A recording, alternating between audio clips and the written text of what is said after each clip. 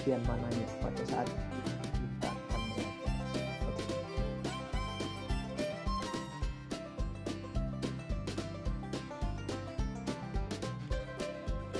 Oke, ini yang pertama kita akan melihat definisi itu. Tetapi saya juga ingin bertanya begitu ya, bertanya kepada Anda begitu.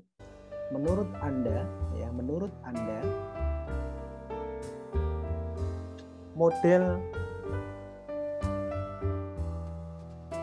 pembelajaran itu apa? Sebelum saya melanjutkan lebih jauh tentang apa itu model pembelajaran, paling tidak Anda sudah pernah mendengar begitu ya, sudah pernah mendengar apa itu model pembelajaran.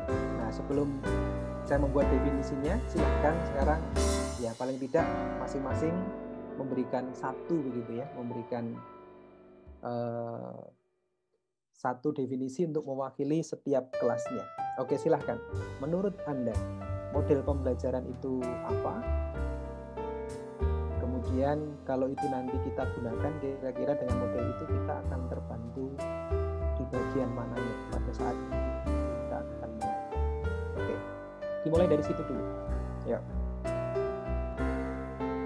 Satu dari kelas A, satu dari kelas B. Model pembelajaran itu apa?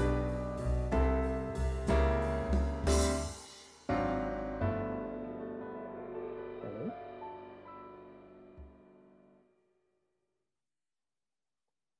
Silahkan, satu perwakilan dari kelas A dan satu perwakilan dari kelas B begitu.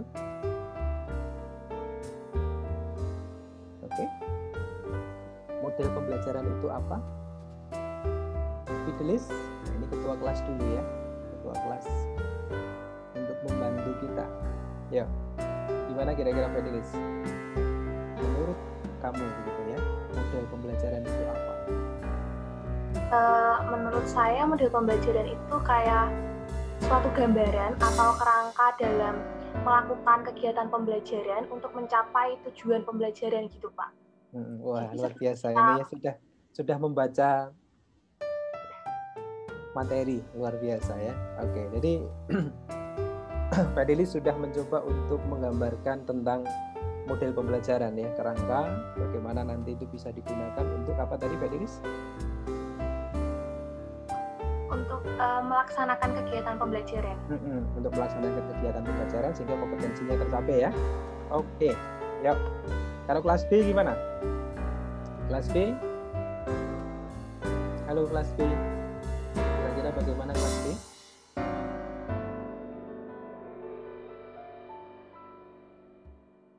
Saya mau menjawab Pak. Jadi model pembelajaran itu dia rangkaian penyajian materi gitu Pak. Jadi model pembelajaran itu dilakukan untuk membantu dalam proses pembelajaran yang akan dilaksanakan gitu Pak. Jadi rangkaian rencana yang nanti akan membantu pada saat terjadinya proses pembelajaran. Oke, jadi sebenarnya dari konsep apa yang disampaikan oleh dua teman Anda ini sudah memberi gambaran begitu ya. Artinya Anda sudah memiliki bekal yang cukup, ya, memiliki bekal yang cukup dan Anda sudah mencoba untuk belajar mandiri terkait dengan hal itu begitu. Jadi mulai dari desain, kerangka, ya, kemudian rangkaian dari kegiatan yang nanti akan membantu pelaksanaan pembelajaran. Oke, kita kunci beberapa istilah tadi. Ya, sekarang kita tanya dari beberapa ahli begitu ya. Dari beberapa ahli mulai dari Joyce, Aaron, kita coba lihat untuk melihat apakah yang disampaikan oleh dua teman Anda tadi menjadi sesuatu yang bisa menjadi komparasi terhadap definisi yang sudah dirumuskan oleh para ahli. Oke, luar biasa ya. Di sini ada plan, ya, pattern. Jadi ini sudah memberikan gambaran. Tadi ada plan juga ya, rencana juga. Kemudian si Aaron juga mengatakan an overall plan. Jadi keseluruhan dari rencana, ya, atau pola begitu ya. Yang di sini juga untuk membantu. Wah, luar biasa ya. dua definisi tadi sudah mengarah ke sana. Tujuannya untuk apa di sini? Ya, untuk membantu ya siswa untuk belajar. Ya, bahkan belajar tentang pengetahuan tertentu ya atau keterampilan tertentu, bahkan juga untuk membantu guru ya, membantu guru untuk mendesain kelasnya, untuk memasukkan materi-materinya baik dalam bentuk teks maupun yang lainnya. Ya, sehingga dari sini kita bisa membuat sebuah definisi tentang model pembelajaran dari apa yang disampaikan oleh dua teman Anda tadi dan juga dari dua kali ini, bahwa model pembelajaran itu ya seperti yang sampaikan tadi, satu pasti rencana atau susunan atau pola. Ya, sen atau kerangka tadi ya, merupakan kerangka rencana yang dapat membantu pengajar ya, membantu pengajar berarti kita begitu ya, untuk mendesain kegiatan pembelajaran. Berarti kalau mendesain kegiatan pembelajaran berarti nanti pasti ada langkah-langkah pembelajarannya. Ya, ada langkah-langkah pembelajarannya. Yang tujuannya adalah, ya, kita lihat di sini, yang tujuannya adalah untuk membantu peserta didik belajar. Jadi intinya adalah itu, bagaimana membantu guru merencanakan sehingga tersusun sebuah rencana aktivitas ya yang dikelola bahkan dimanipulasi oleh guru sehingga mampu memberikan kesempatan kepada peserta didik atau siswa untuk belajar. Sehingga mereka bisa mencapai kompetensi tertentu seperti yang dikatakan Aren tadi. Ya, jadi mereka bisa mencapai pengetahuan tertentu karena di situ ada kegiatan-kegiatan yang dilakukan oleh guru, maka guru juga bisa melakukan setting terhadap kelasnya, bagaimana tutorial atau pelaksanaan pembelajarannya, dan juga bagaimana materi, buku, atau media-media yang lain itu bisa dikemas di situ sehingga betul-betul terjadi yang namanya proses belajar. Karena ada proses belajar pasti ada perubahan. Nah, perubahan disitulah yang dalam kurikulum kita yang baru itu disebut sebagai kompetensi atau kemampuan. Itulah model.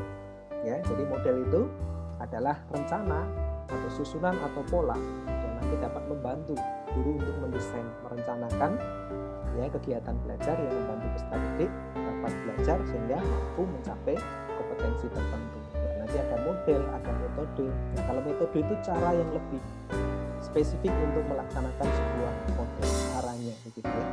Bisa dengan diskusi, bisa dengan kerja kelompok, dengan penugasan dan sebagainya. Ya, inilah model yang nanti kita akan dalami lebih lanjut begitu, karena nanti ada beberapa model yang akan kita gunakan. Nah, kemudian berdasarkan definisi ini, kalau kita lihat dari Bruce Joyce ya, Bruce Joyce ini memang seorang ahli pendidikan begitu, yang dia memang concern betul di pendidikan. Nah, ini bukunya bagus sekali, bagaimana mengajar begitu ya. Jadi beliau menulis buku yang sangat bagus dan memberikan bekal untuk kita untuk bisa menerapkan model tadi dalam pembelajaran sehingga betul-betul bisa maksimal. Nah, kalau kita lihat di sini, di dalam model itu ada 6 aspek. 6 aspek. Ya, ada 6 aspek ya menurut Bruce Joyce ini ada 6 aspek begitu. 6 aspek yang harus kita pahami dan nanti kita betul-betul bisa memetakan. Karena nanti kan modelnya banyak. Setiap model punya karakter sendiri-sendiri. Nah, sehingga dari 6 model itu 6 komponen itu betul-betul harus kita cermati bersama-sama. Di dalam model, karena dia tersusun dalam satu rencana yang nantinya akan memberikan peluang kepada pengajar untuk mendesain aktivitas, maka di dalam model itu ada yang namanya sintak atau yang sering dikatakan sintak matik atau pemfaselan model atau urut-urutan pembelajaran. Itu penting sekali di dalam bicara tentang model, karena sintak inilah yang nanti akan memandu kita bagaimana model itu diterapkan dalam pembelajaran. Nah, ini sintak, urut-urutan pembelajaran atau pemfaselan di dalam proses pembelajaran. Jadi ini bisa penjelasan pengoperasian model atau urut-urutan tadi ya, sintak dijelaskan dalam term atau bagian-bagian atau deretan aktivitas atau urut-urutan pembelajaran. Kemudian kalau sintak itu dilakukan, tahap-tahapan atau fase-fase tadi dilakukan, maka ada dua hal yang akan didapatkan. Ada dua hal yang didapatkan. Dua hal itu apa? Nah, inilah yang disebut sebagai tujuan pembelajaran. Jadi sintak yang ada di setiap model itu digunakan dalam rangka mencapai kompetensi. Nah, kompetensi itu menjadi tujuan pembelajaran dari setiap aktivitas yang kita lakukan di kelas. Nah, tujuan itu ada dua. Ya, tujuan itu ada dua. Yang sering disebut kalau dalam Broad Joyce itu namanya dampak atau impact dari sintak yang kita terapkan. Ada dua. Namanya dampak instruksional. Dampak instruksional itu adalah dampak yang memang sudah kita rencanakan sesuai dengan kompetensi dasarnya gitu ya. Seperti kompetensi dasarnya atau tujuan utamanya begitu. Tujuan utamanya. Jadi kalau saya mau mengajarkan tentang bangun ruang begitu ya. Misalkan tentang volume bangun ruang, ya maka mereka akan mengetahui tentang bangun ruang itu apa, bagaimana menentukan volume dari bangun ruang. Itulah namanya dampak instruksional atau tujuan instruksional. Nah, kemudian dari sintak-sintak atau urut-urutan pembelajaran yang kita lakukan itu ada yang namanya dampak pengiring. Itu namanya efek samping. Pernah minum obat flu? Pernah minum obat flu? Ya, kalau kita minum obat flu, ya, kan kadang-kadang kalau kita flu kan kadang-kadang batuk, panas begitu ya. Panas, batuknya sembuh, efeknya apa? Efek sampingnya apa kalau kita minum obat flu atau mengantuk? Mengantuk. Padahal kita menginginkan mengantuk tidak pada saat kita mau meminum obat flu itu. Yang diinginkan apa tujuan utamanya? Menyembuhkan flu-nya tadi kan ya, batuk dan panasnya tadi. Nah, itu tujuan utamanya. Tetapi efek samping yang namanya ngantuk itu tidak bisa dihindari. Karena supaya kita istirahat. Itulah yang namanya dampak pengiring atau efek samping. Nah, ini yang merupakan karakteristik dari setiap model. Nah, nanti ada model, ada 3CM, kemudian ada problem based learning, ada PJBL atau project based learning, inquiry ya, kalau dalam bahasa Jawa inquiry begitu. Kemudian ada discovery learning, kemudian ada team game turnamen, grup investigasi. Nah, itu memberikan dampak-dampak yang berbeda pada saat itu diterapkan. Itulah yang disebut sebagai dampak pengiring, dampak ikutan yang terjadi karena sintak model itu diterapkan. Yang keempat ini adalah sistem sosial.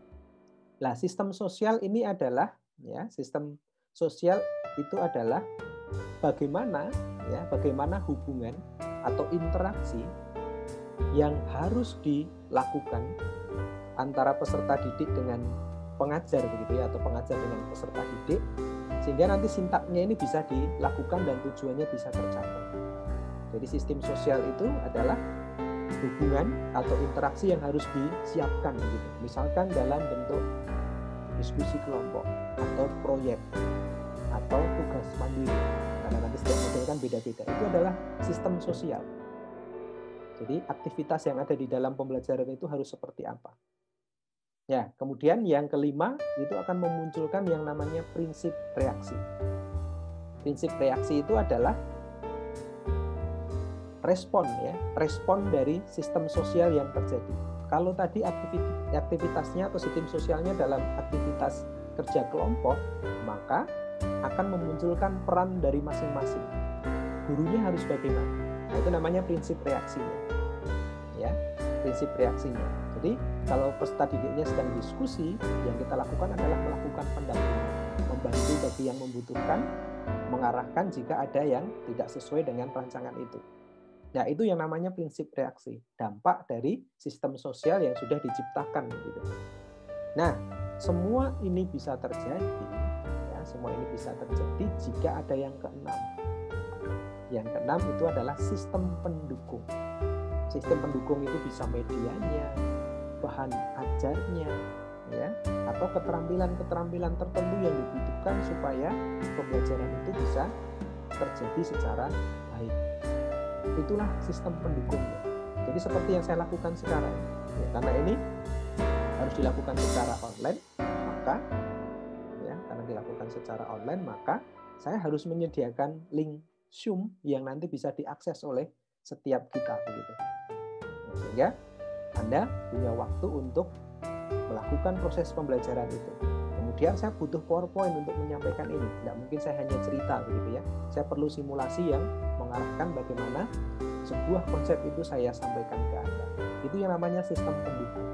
Jadi kalau nanti Anda menerapkan model tertentu, maka Anda harus menyiapkan, ya, media-media apa yang dibutuhkan, keterampilan apa yang harus dibutuhkan.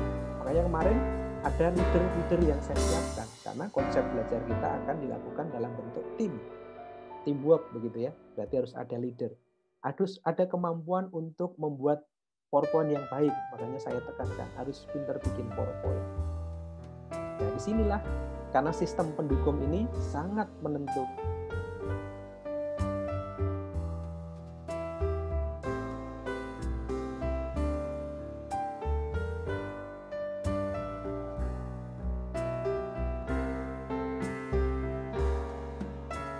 Sehingga sistem sosialnya bisa dikemas dengan baik, prinsip reaksinya jelas, sintaknya bisa diimplementasikan secara baik, begitu, sehingga tujuan atau dampak instruksional dan sekaligus memberi dampak pengiring itu betul-betul bisa terjadi. Inilah 6 aspek dari model pembelajaran. Ini sangat menarik karena sudah tidak bisa ditawar lagi. Jika kita sudah memahami betul dari keenamnya ini, maka kita akan mampu menerapkan model itu secara baik. Ya, ini dari Joyce, ya, Joyce yang mengemas tentang apa itu model dan komponen-komponennya apa saja. Oke, ya, yang berikutnya kita kasih contoh sekarang. Ya, kita kasih contoh dulu. Nah, ini adalah salah satu contoh. Ya, ini adalah salah satu contoh yang nanti bisa yang bisa kita jadikan sebagai bahan. Ya, nanti kita akan bahas lebih lanjut pada saat nanti kita sampai di bagian yang namanya model 3CM learning, begitu. Nah, sekarang di sini kita lihat. Tadi kan ada 6 komponen, ya, mulai dari sintak atau sintakmatik, kemudian dampak instruksional, dampak pengiringnya, kemudian prinsip sosial, sistem pendukung, dan ini prinsip reaksinya. Oke, ya, sekarang kita lihat di sini.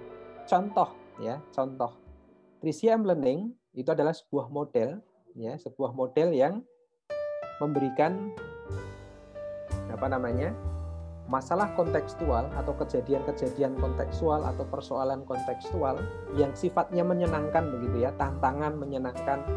Nah, yang akhirnya memberikan kesempatan peserta didik untuk mengkritisi persoalan itu, kemudian mencoba untuk merumuskan produk atau karya inovatif yang bisa digunakan, begitu ya. Satu model yang namanya model 3CM learning. Ini adalah sintaknya. Oke, sintaknya. Jadi sintak apa? Caranya ada berapa ini? Langkah yang harus dilakukan. Pertama, memberikan motivasi, membuat siswanya senang dulu. Kemudian ada masalah kontekstual, ya, masalah kontekstual yang menantang, gitu ya, menyenangkan tapi menantang, begitu, sehingga nanti peserta didik mampu mengkritisi sebenarnya ada apa di sana. Contoh sekarang, gitu ya, contoh sekarang misalkan pada saat COVID saat ini, begitu ya, pada saat COVID seperti ini, kenapa kita harus pakai masker, gitu ya? Kenapa kita harus pakai masker, kemudian kita mencuci tangan setiap saat, begitu. Nah, ini kemudian akan dicoba untuk bisa dianalisis, gitu ya. Kenapa kira-kira? Kenapa harus menjaga jarak minimal 1 meter begitu. Nah ini semua bisa dicek begitu. Nah kemudian dikritisi kalau misalkan, nah ini kan nanti bisa dicek juga pergerakannya begitu ya. Misalkan kalau virus ini menular karena ada droplet atau cairan yang keluar dari mulut maupun hidung begitu ya. Nah itu kan bisa dicek begitu ya pergerakannya. Karena dari mulut kan bisa jadi geraknya jadi parabola ya, bisa dihitung jarak maksimal yang bisa ditempuh berapa, akan sampai ke sana. Sehingga nanti orang bisa memecahkan, oh berarti bisa jadi kan ya, orang yang tingginya sekian, orang yang tingginya sekian, nah itu beda nanti. Bisa jadi 1 meter dia tidak sampai gitu ya, bisa jadi yang tinggi sekali tidak perlu bahkan 2 meter pun sampai, itu bisa dianalisis sampai ke sana. Nah itu salah satunya. Nah, ini sintaknya, urut-urutan pembelajarannya. Nah kalau ini diterapkan gitu ya, kalau ini diterapkan misalkan mereka akan belajar, ya mereka akan belajar tentang sesuatu, misalkan memecahkan masalah terkait dengan bilangan, pola bilangan dan sebagainya. Ini adalah kompetensi yang diharapkan, kompetensi utama yang harus dimiliki nantinya begitu. Jadi pada saat ini nanti digunakan urut-urutan ini, kompetensi-kompetensi yang ada di sini itu akan tercapai gitu.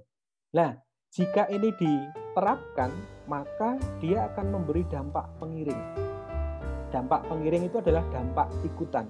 Karena di sini ada 3CM tadi kan ada cool ya, cool, critical, kreatif dan meaningful.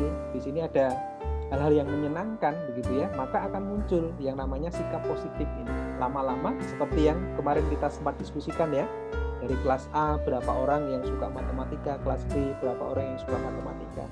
Tapi setelah kita belajar dengan cara yang berbeda, ternyata mulai ada sikap positif di sana. Oh ternyata matematika asik juga begitu. Kemudian yang kedua kritis dalam memecahkan masalah, juga kreatif begitu. Ya, karena ada kesempatan untuk melakukan aktivitas yang kreatif itu. Seperti Anda kemarin diberi kesempatan untuk membuat PowerPoint yang baik, maka hasilnya juga bagus-bagus. Bagaimana merancang PowerPoint itu didesain dengan sangat bagus. Bagaimana Anda harus menyampaikan itu, karena sudah saya kasih catatan begitu ya. Nanti setiap anggota harus punya kesempatan untuk melakukan itu. Semua menjadi tanggung jawab bersama. Nah, sehingga semua berusaha dan akhirnya bisa menyajikan hal-hal yang sangat menarik begitu. Nah, itulah dampak pengiringnya begitu. Jadi belajarnya matematika, PowerPoint-nya bagus, kemampuan presentasi dan diskusinya juga bagus begitu ya. Saya lihat kelas A, kelas B luar biasa. Semuanya dengan potensi yang sangat bagus begitu, memberikan sajian PowerPoint yang sangat menarik. Itu namanya dampak pengiring. Ya, kemudian ciri dari 3CM ini juga dalam aktivitas kerja kelompok. Ya, berarti nanti ada kerjasama. Kalau ada kerjasama pasti ada toleransi. Ya, karena ada produk yang harus dihasilkan harus baik, maka ada kerja kerasnya, ada inisiatif. Ya kemarin menarik sekali, ada yang menyajikan gambar-gambar yang luar biasa. Itu namanya efek samping begitu. Matematikanya dapat, ya matematikanya dapat, tapi keterampilan lain juga didapatkan. Nah ini bisa terjadi, ya ini bisa terjadi pada saat prinsip reaksi tadi, hubungan antara pendidik dan peserta didik dan aktivitas yang ada di dalam kelas itu terjadi secara baik, prinsip sosialnya. Ya, karena ini memberi kesempatan yang luas, itu dilakukan tidak hanya tatap muka tetapi juga dalam bentuk online. Ya, ini pasti karena ini harus memberikan sesuatu yang menarik dan menantang, maka guru perlu menyiapkan bagaimana memotivasi dan memberikan masalah kontekstual itu. Harus ada kerja kelompok, karena ini nanti sifatnya adalah kerja kelompok. Harus ada aktivitas mengkritisi, karena di sini nanti ada aktivitas untuk mengkritisi, kritis di sini. Maka harus aktivitas mengkritisi, memikirkan pemecahan masalahnya, apa yang bisa dilakukan supaya masalahnya selesai begitu. Menyajikannya gimana, seperti Anda kemarin menyajikannya gimana. Kemudian memilih produk kreatif gitu ya, memilih produk kreatif yang sudah dibicarakan dalam tim gitu. Nah, kemudian dari situ baru dilakukan refleksi karena di sini ada bermaknanya nanti. Ada refleksinya, kemudian ada pengambilan komitmen dan tindak lanjut. Kenapa kamu membuat ini? Kenapa ini bentuknya seperti ini? Apa dampaknya jika nanti seperti ini? Nah, jadi anak akan betul-betul tahu, itu yang pakai teorinya Brownell kemarin. Jadi mereka tahu bagaimana prosesnya, bagaimana belajar tentang sesuatu sehingga mereka tahu persis arahnya. Nah, prinsip reaksi ini bisa terjadi ya jika didukung dengan prinsip sosialnya ini bisa terjadi jika didukung oleh prinsip reaksinya. Ya, karena ini ada produk ya harus penghargaan begitu ya. Kemudian karena ini basisnya adalah produknya yang banyak, pasti ada portofolio, kumpulan-kumpulan dari produk yang dihasilkan. Penghargaan bagi kelompok yang hebat gitu. Jadi harus ada di sana.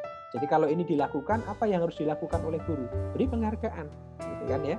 Di penghargaan pasti ada portofolionya begitu. Penghargaan kelompok maupun penghargaan individu. Nah, ini semua bisa terjadi jika juga ada sistem pendukung yang baik. Fasilitas tatap mukanya gimana? Kelas online-nya seperti apa? Seperti yang saya minta ya, Anda silahkan belajar, materinya sudah ada di SD. Saya sudah siapkan. PowerPoint-nya saya siapkan, kalau ada video yang saya harus sajikan ya videonya saya sajikan, ada latihan ya, latihan yang langsung maupun yang dilakukan secara mandiri begitu. Nah, ini adalah komponen-komponen dari sebuah model. Ada 6. Sintak atau urut-urutan pembelajaran, ada dampak instruksional adalah dampak atau tujuan yang akan dicapai sesuai dengan kompetensi utamanya. Kemudian ada dampak pengiring atau dampak ikutan atau efek samping, dan itu terjadi karena ada prinsip sosial yang didukung dengan prinsip reaksinya dan sistem pendukung, sehingga semuanya bisa terjadi, sintaknya bisa terlaksana, proses belajarnya bisa terjadi secara baik. Inilah komponen-komponen dari model pembelajaran. Baik, sahabat kreatif, apakah Anda mendapatkan manfaat dari video ini? Jika Anda mendapatkan manfaat dari video ini, silahkan Anda tekan tombol subscribe-nya. Jangan lupa memberikan like, komen untuk kemajuan channel ini, sehingga kami lebih banyak memberikan hal-hal baru untuk Anda, dan pastinya untuk pendidikan kita, untuk menghasilkan pribadi-pribadi yang kreatif untuk masa depan, sehingga peserta didik kita akhirnya akan menjadi pribadi yang kreatif dan akhirnya menjadi pribadi yang mandiri, sehingga mereka bisa menciptakan lapangan kerja sendiri, dan keinginan bangsa ini untuk menjadi bangsa yang maju akan bisa terwujud. Terima kasih sahabat kreatif untuk atensinya, sehingga channel ini menjadi semakin hari semakin baik dan semakin banyak informasi baru yang bisa kita berikan. Terima kasih, salam kreatif.